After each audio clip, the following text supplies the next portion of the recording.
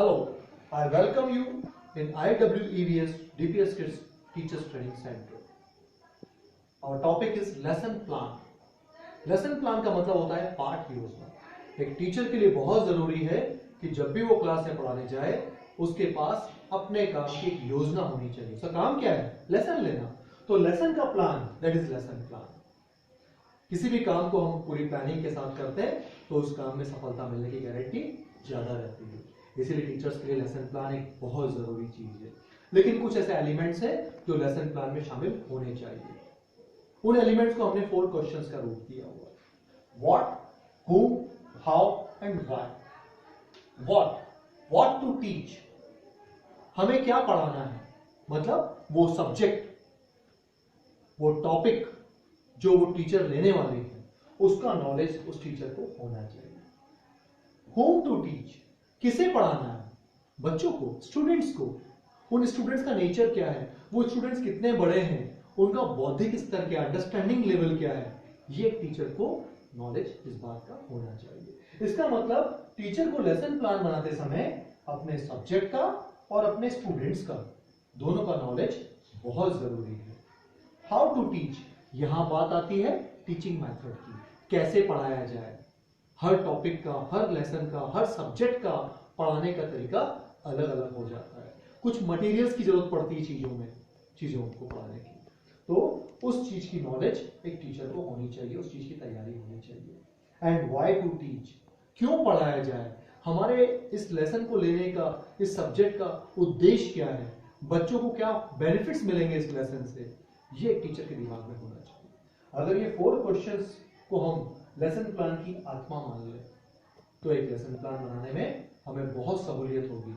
हम सीखेंगे lesson plan बनाना, हम समझेंगे एक लेसन प्लान फॉर्मेट। इस फॉर्मेट को अगर हम समझ लें तो एक लेसन प्लान बनाना हमारे लिए बहुत इजी काम रहेगा, बहुत ही सरल काम होगा। लेसन प्लान में हम शुरुआत करते हैं क्लास, कौन सी क्लास हम लेने वाले हैं, फिर सब्जेक्ट, क्या सब्जेक्ट पढ़ाने वाले हैं, सब सब्जेक्ट दैट इज उप विषय।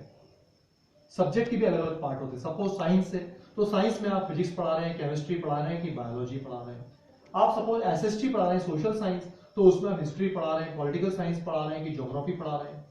इसी तरीके से सब्जेक्ट के अलावा होता है सब सब्जेक्ट।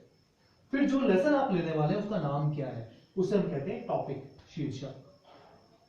इन चारों को लेते हुए हम लेंगे डे, कौन सा दिन है, मंडे है, ट्यूसडे है, वेडनेसडे है, डेट कौन सी आएगी जिस दिन हम उस लेसन को पढ़ाने वाले हैं, पीरियड कितने रहेंगे, 1 पीरियड में पढ़ा लेंगे कि 2-3 पीरियड, 2-3 दिन लगेंगे तो 2-3 पीरियड, और ड्यूरेशन कितने मिनट्स का एक पीरियड होता है उसको आप मेंशन करेंगे। सपोज हम यहाँ पर एक लेसन लेने वाले हैं नाउन का, तो हमारा टॉपिक नाउन आ जाएगा। नाउन इंग्लिश तो सब्जेक्ट इंग्लिश। अब सब सब्जेक्ट में हम क्या लिखेंगे, इंग्लिश के 3-4 पार्ट होते हैं, English reader, English literature, English grammar, तो हमने यहां लिख दिया इंग्लिश ग्रामर जिसका पार्ट नाउन होता है। अब हम आगे बढ़ते हैं लेसन प्लान बनाने के लिए। तो सबसे पहला पॉइंट है हमारा जनरल ऑब्जेक्टिव, इसे हम कहते हैं सामान्य उद्देश्य। General objective is always related to subject and sub subject. सामान्य उद्देश्य हमेशा विषय और उप विषय से जुड़े हुए रहते हैं। आप 2 से 3 सामान्य उद्देश्य या जनरल ऑब्जेक्टिव लिखेंगे। स्पेसिफिक ऑब्जेक्टिव, इसे हम कहते हैं विशिष्ट उद्देश्य जो हमेशा टॉपिक से रिलेटेड होता है। इसको भी आप 2 से 3 विशिष्ट उद्देश्य या स्पेसिफिक ऑब्जेक्टिव लिखते हैं। Next point is material aids, जिसे हम कहते हैं सहायक सामग्री। वो सभी चीजें जो आपकी टीचिंग में मददगार होती हैं, सहायक होती हैं, उनको हम मटेरियल एड्स में शामिल करते हैं। आप आमतौर पे जो बेसिक नीड रहती है आपकी, बोर्ड रहता है, चॉक डस्टर रहती है, पॉइंटर रहता है, इसके अलावा कई बार आप बुक रहते हैं अपने हाथ में, पोस्टर रहता है, चार्ट रहता है, कुछ ऐसे मॉडल्स होते हैं जिसके थ्रू आप अपनी टीचिंग को पढ़ाते हैं। अब हम जाते हैं प्रीवियस नॉलेज। एक टीचर के लिए बहुत जरूरी है बच्चे की प्रीवियस नॉलेज या पूर्व ज्ञान का मालूम करना। अगर हमें पूर्व ज्ञान मालूम करना या प्रीवियस नॉलेज मालूम करना है तो हम आमतौर पे क्या करते हैं, क्वेश्चंस करते हैं। तो हमारे लेसन की शुरुआत में जो हम क्वेश्चंस करते हैं उसे हम इंट्रोडक्टरी क्वेश्चंस या प्रस्तावना प्रश्न कहते हैं। ये 4 से 5 क्वेश्चंस करते हैं। इंट्रोडक्टरी क्वेश्चंस हमेशा आसान होते हैं जिसके आंसर्स बच्चे इजीली दे सकते हैं। इससे बच्चों में इंटरेस्ट डेवलप हो जाता है आपके लेसन के लिए, और आपको मालूम पड़ जाता है कि बच्चों को नॉलेज कितना है, उनका लेवल क्या है। फिर आप एक दो प्रॉब्लम क्वेश्चंस करते हैं। प्रॉब्लमेटिक या डिफिकल्ट क्वेश्चंस इसे इसलिए कहते हैं, इनका आंसर देने में बच्चों को प्रॉब्लम फेस करनी पड़ती है। इसका आंसर बच्चों को आसानी से आता नहीं है या आता ही नहीं है। अब ये सही टाइम होता है आपको, आपके लिए, कि आप बच्चे के सामने उस लेसन की शुरुआत कर दें। और शुरुआत के लिए आप कुछ वाक्य कहते हैं, उसे कहते हैं स्टेटमेंट ऑफ एम या लक्ष्य वाक्य। जैसे बच्चों आज तो आपको मैं लेसन पढ़ाने जा रहा हूं, today I am going to teach you noun. ये आपका हो गया स्टेटमेंट ऑफ एम।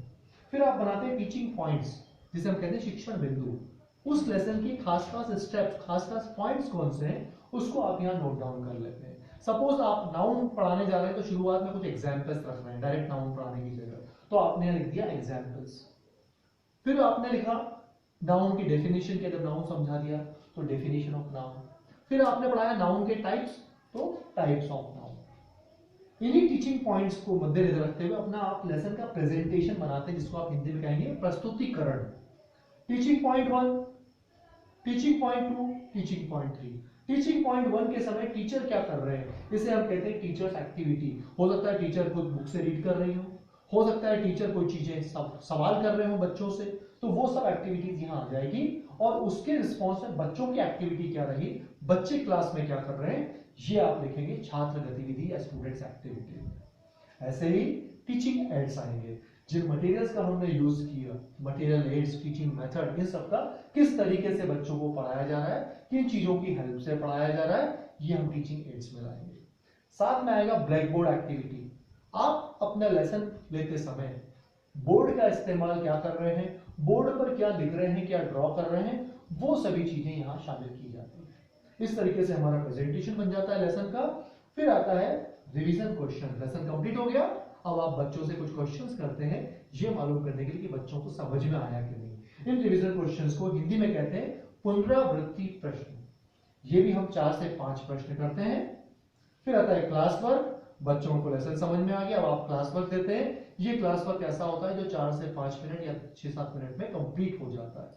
फिर आप बच्चों को होमवर्क देते हैं, ताकि घर में जाकर भी बच्चा फिर से रिवाइज करे और कुछ होमवर्क करे।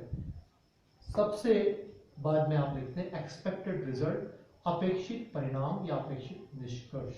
ये बहुत जरूरी है, क्योंकि जो भी हमने लेसन प्लान बनाया है, हमारे दिमाग में एक गोल होता है कि हमारे बच्चों को इस लेवल पे आ जाना चाहिए इस लेसन को पढ़ने के बाद। इसे हम कहते हैं एक्सपेक्टेड रिजल्ट। दोस्तों, अगर इन सभी पॉइंट्स को ध्यान में रखते हुए आप अपना लेसन प्लान ईमानदारी से बनाएंगे, तो आपके बच्चों को उस लेसन को समझने से कोई रोक नहीं सकता, एंड तब आपकी टीचिंग को एक इफेक्टिव टीचिंग कहा जाएगा। इसीलिए दोस्तों, अगर आप इफेक्टिव टीचिंग करना चाहते हैं, तो बहुत जरूरी है एक आइडियल और effective lesson plan banana. Thank you very much.